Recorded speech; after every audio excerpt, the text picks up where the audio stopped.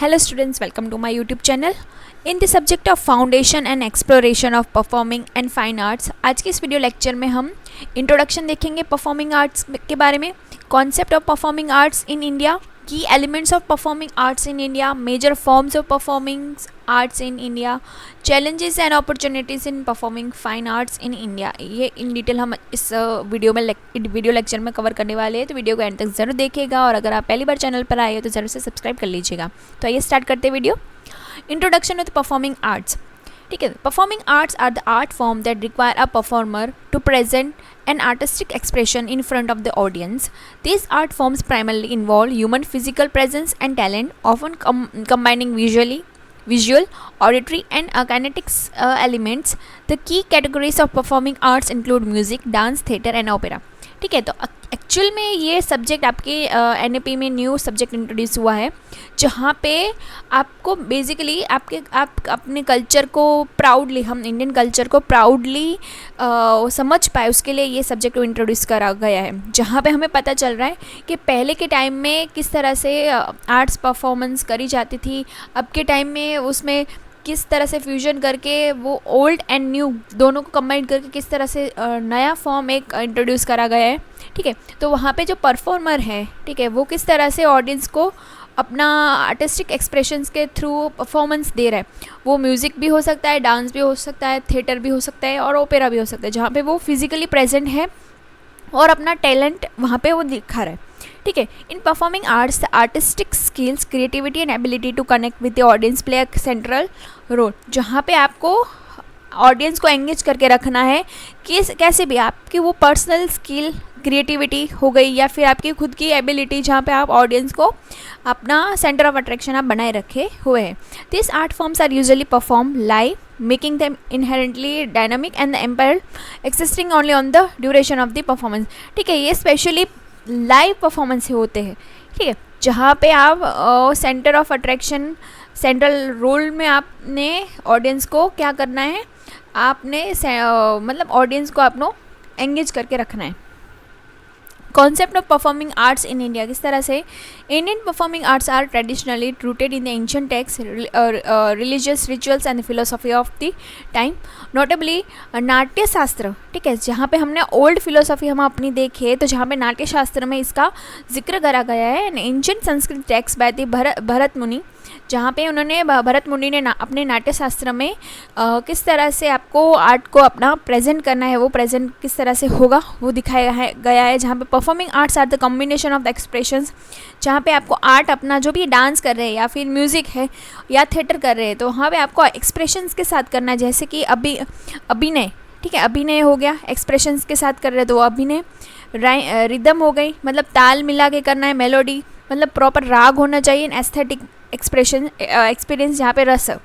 ठीक है, तो वो इन सब का समन्वय, मतलब एक कॉम्बिनेशन करके आपको अपना आर्ट परफॉर्म करना है, जहाँ पे आपको प्रॉपर, वहाँ पे उन्होंने जो भरत मुनि ने नाट्य शास्त्र में इसके प्रॉपर डिटेल गाइडेंस प्रोवाइड करा है, जहाँ पे classical dance and theatre in India किस तरह से परफॉर्म कर रहा है वो दिखाया गया है। की एलिमेंट्स क्या है? Indian performing arts are the incredibly diverse and each form has its own unique style and technique. ठीक है, बहुत सारी वेराइटीज़ हमें देखने को मिल रही है, स्टाइल देखने को मिल रही है, जहाँ पे हमने अलग अलग प्रदेश में, मतलब हर स्टेट में अलग अलग डांस परफॉर्म या म्यूज़िक हो गया या थिएटर हो गया, अलग अलग तरीके से प्रेजेंट करा गया है।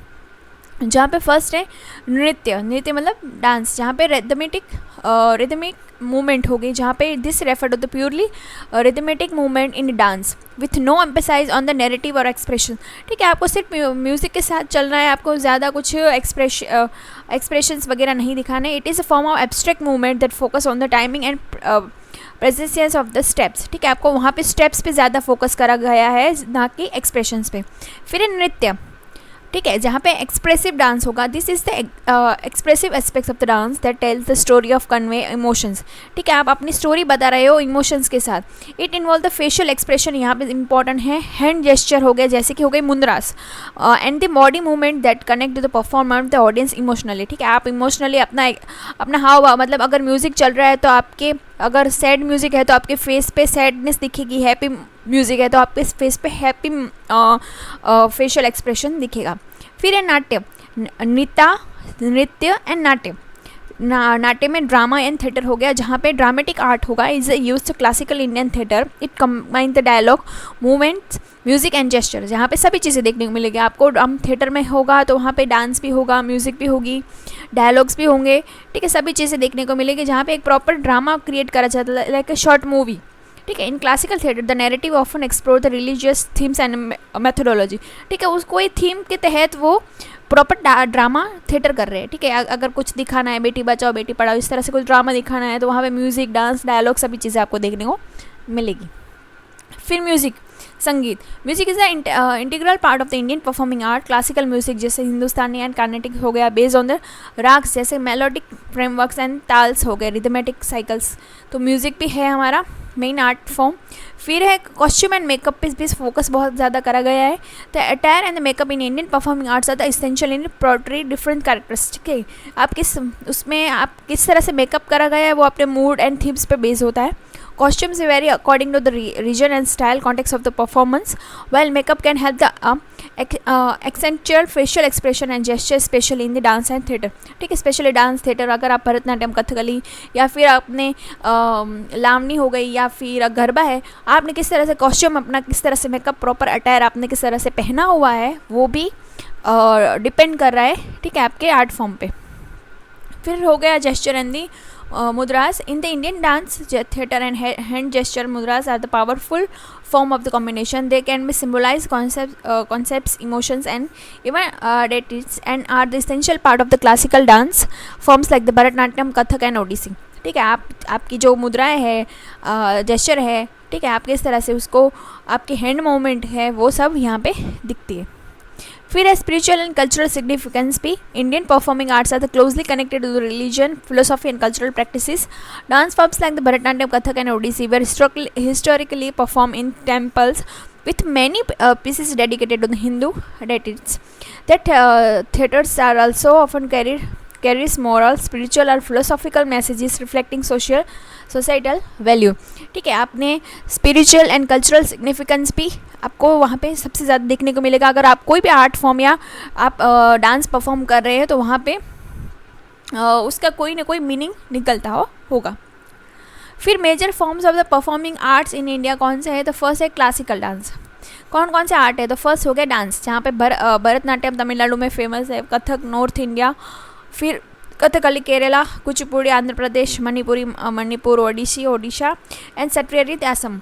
These dance forms are based on a fixed upper body position and take the footwork combined with expressive hand gesture and facial expression and the storytelling, ठीक है। इन सभी आर्ट फॉर्म में आपको हर हैंड मूवमेंट, फुटवर्क हो गया, hand gesture हो गया, facial expression जहाँ पे आइस रोलिंग हो गई, आइस ऊपर नीचे हो रही है, आईब्रोज ऊपर नीचे हो रहे हैं, स्टोरी टेलिंग, मतलब वो कुछ ना कुछ स्टोरी के फॉर्म में वो डांस प्रेजेंट करा जाता है।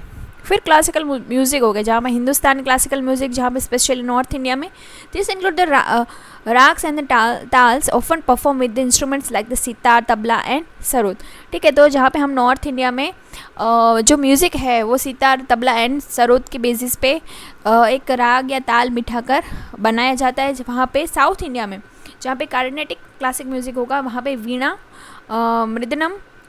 मृदंगम एंड द वायलिन के बेसिस पे कुछ मेलोडी एंड रिदम बनाई जाती है।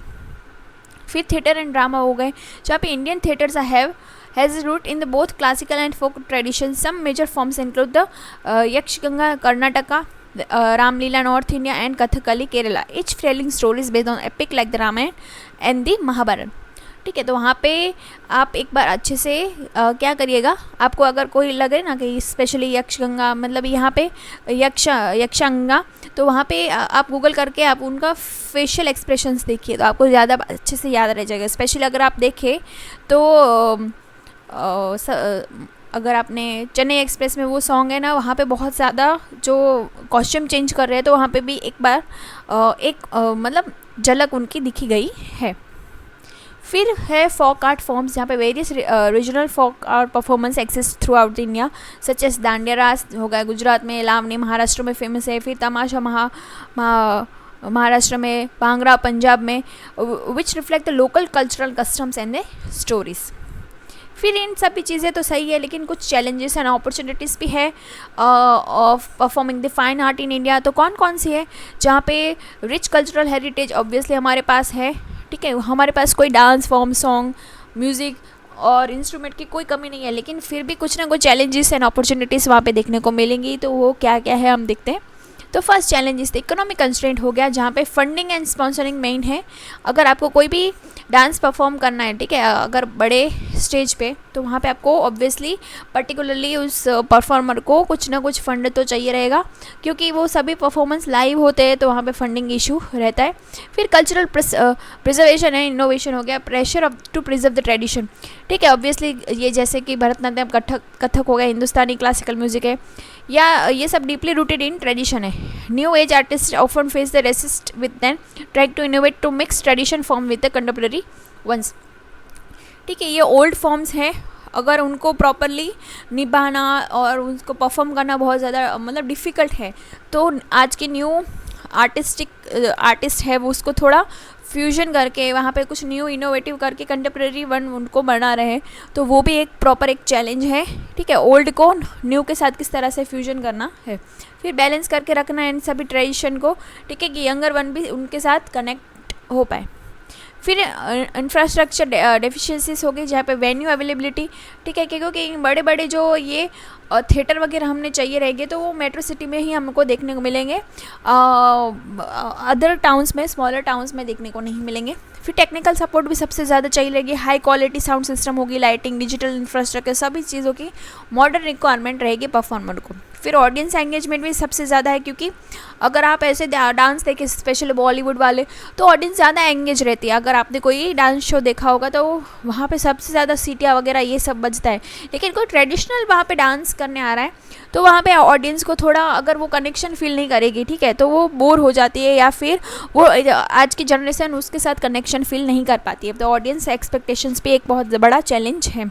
फिर लैक ऑफ आर्ट एजुकेशन, क्योंकि हमें नहीं पता है ना कि वो प्रॉपर सही कर रहे हैं कि नहीं कर रहे, ठीक है। हम बॉलीवुड में तो हमें ऐसे ही कुछ ना फ्री स्टाइल कर रहे हैं, तो कुछ भी इंजॉय करके कर रहे हैं, लेकिन भरतनाट्यम हो गया, कथकली हो गई, तो इनको प्रॉपर उनके ही मूवमेंट वो हो गई, वो उसी फॉर्म में उनको करना है, ठीक है। तो वो एक प्रॉपर आर्ट के बारे में हमें एजुकेशन नहीं है, तो वो भी हमारे लिए चैलेंज है कि लोगों को अवेयर किस तरह से हम करवाएं। फिर पॉलिटिकल एंड सोशल फैक्टर्स भी है, जहाँ पे censorships and the freedom of expressions हो गया, ठीक है। अगर किसी आर्टिस्ट को कुछ पर्टिकुलर टॉपिक को कवर करके कुछ थिएटर करना है, तो वहाँ पे उसके पास इतनी फ्रीडम नहीं है कि वो वहाँ पे उसको परफॉर्म कर पाए, लिमिटेशंस आ जाती है। फिर जेंडर एंड सोशल बैरियर्स भी हो गए, जहाँ पे inequality and social discrimination can also affect the participation of the certain group in fine art, specially for the women and marginalised communities, ठीक है। वहाँ पे स्पेशली पर्टिकुलर XYZ अगर कोई डांस फॉर्म हो गया या सॉन्ग्स हो गए वो गाना है, तो स्पेशली वो वुमेंस को वहाँ पे जेंडर इनइक्वालिटीज़ में भी देखने को मिल सकती है, तो ये भी एक चैलेंज है। फिर अपॉर्चुनिटीज़ कौन सी देखने को मिलेगी? ग्रोइंग डिजिटल प्लेटफॉर्म्स, ये एक अपॉर्चुनिटी है, जैसे कि social media, YouTube, Instagram, streaming service हो गई, तो वहाँ पे हम अपना टैलेंट वहाँ पे दिखा सकते हैं। Cultural rivalry and fusion, global interest in Indian arts, ठीक है। सोशल मीडिया की वजह से हमारा जो ट्रेडिशन फॉर्म है वो और कंट्रीज़ में भी देखने को मिल रहा है, ठीक है। मतलब वहाँ पे वो इंस्पायर हो रहे हैं कि हमें भी ये सीखना है या और भी ज़्यादा इसके बारे में जानना है, ठीक है। तो ये भी एक अच्छी बात है। फिर fusion of contemporary and tradition form, ठीक है, न्यू जनरेशन को हम फ्यूजन के थ्रू कनेक्ट कर सकते हैं ओल्ड चीज़ों के साथ कुछ न्यू मिक्सअप करके, ठीक है।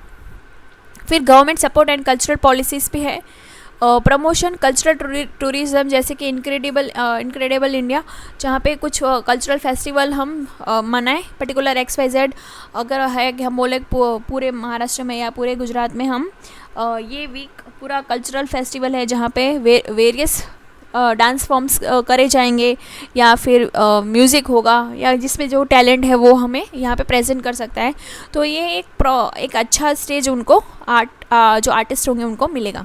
फिर ग्रांट एंड स्कीम्स भी गवर्नमेंट अभी दे रही है, जहाँ पे सपोर्ट करने के लिए आर्ट को, म्यूज़िक हो गया, डांस, ड्रामा, सभी के लिए संगीत नाटक एकेडमी द्वारा दिया जाता है। Collaboration and the networking, cross disciplinary collaboration भी देखने को मिलता है। There is a growing trend of the collaboration between artist from the different genres and the classical musician working in contemporary dancers, visual artists or the filmmaker. This collaboration can lead to innovative performance that appeal to the diverse audience. ठीक है, यहाँ पे music art हो गया, music dance art theatre, सभी लोग इकट्ठा होकर कुछ ना कुछ अच्छे से कोलाब्रेशन करके एक नया थीम वहाँ पे हमारे समक्ष और मतलब पेश कर रहे हैं, तो वो बहुत अच्छी बात है। फिर फेस्टिवल एंड ग्लोबल इवेंट्स हो गई, जैसे कि seen the benefit for national and international festival such as the national theatre festival हो गया, इंटरनेशनल डांस फेस्टिवल हो गया। तो वहाँ पे भी जो परफॉर्मर है वो अपना परफॉर्मेंस पे अपना टैलेंट है वो लोग ग्लोबली पेश कर रहा है। ठीक है, तो लोग उनके साथ, आर्टिस्ट के साथ कनेक्शन फील कर रहे हैं। तो आई होप से इस वीडियो से आपको हेल्प मिली होगी। Thanks for watching.